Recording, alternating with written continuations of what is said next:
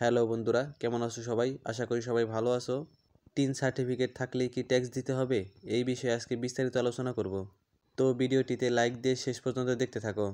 Tin certificate থাকলেই যে আপনাকে ট্যাক্স দিতে হবে বিষয়টা কিন্তু এমন না। কিন্তু টিন সার্টিফিকেট থাকলে প্রতি বছর অবশ্যই আপনাকে আয়কর রিটার্ন জমা দিতে হবে। হয়তোবা আপনি ফেসবুক অথবা ইউটিউব অথবা জমি বেচা কেনার জন্য অথবা অন্য যে কোনো কারণে টিন সার্টিফিকেট করেছেন এবং সেই টিন সার্টিফিকেট কাজে লাগাতে পেরেছেন অথবা পারেননি। এদিকে হতে পারে আপনি একজন গৃহিণী অথবা স্টুডেন্ট অথবা বেকার এবং আপনার করযোগ্য কোনো আয় নেই। তাহলে চাইলেই আপনি জিরো রিটার্ন সাবমিট করতে পারেন। এক্ষেত্রে আপনাকে কোনো কর প্রদান করতে হবে না।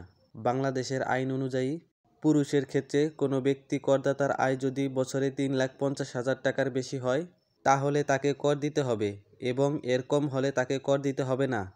মহিলাদের ক্ষেত্রে কোনো ব্যক্তি করদাতার আয় যদি বছরে 4,50,000 টাকার বেশি হয় তবে তাকে কর দিতে হবে, আর যদি এর কম হয় তাহলে তাকে কর দিতে হবে না।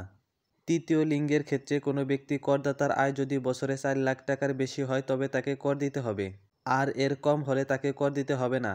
তবে যাদের টিন সার্টিফিকেট আছে তাদের সবাইকে অবশ্যই প্রতি বছর আয়কর রিটার্ন জমা দিতে হবে।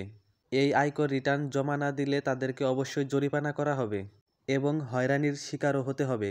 এখন আপনি যদি ভাবেন আপনার টিন সার্টিফিকেট বাতিল করে দিবেন, সেটাও কিন্তু অনেক ঝামেলাযুক্ত কাজ। এক্ষেত্রে আপনাকে রাজস্ব বোর্ডে গিয়ে আপনাকে টিন সার্টিফিকেট বাতিল করতে হবে। এর থেকে আপনার পক্ষে সহজ হবে জিরো রিটার্ন প্রদান করা। আপনার হাতে থাকা ফোন দিয়ে আপনি নিজেই জিরো রিটার্ন প্রদান করতে পারবেন। তো যাদের করযোগ্য কোনো আয় নেই তারা জিরো রিটার্ন কিভাবে প্রদান করবেন সেই বিষয়ে এই চ্যানেলে ভিডিও আছে, চাইলে দেখে নিতে পারেন। আর যাদের করযোগ্য আয় আছে তাদেরকে অবশ্যই কর দিতে হবে। তো আজকের ভিডিওটি এই পর্যন্তই, দেখা হবে অন্য কোনো ভিডিওতে। সে পর্যন্ত ভালো থাকবে, সুস্থ থাকবে। আসসালামু আলাইকুম।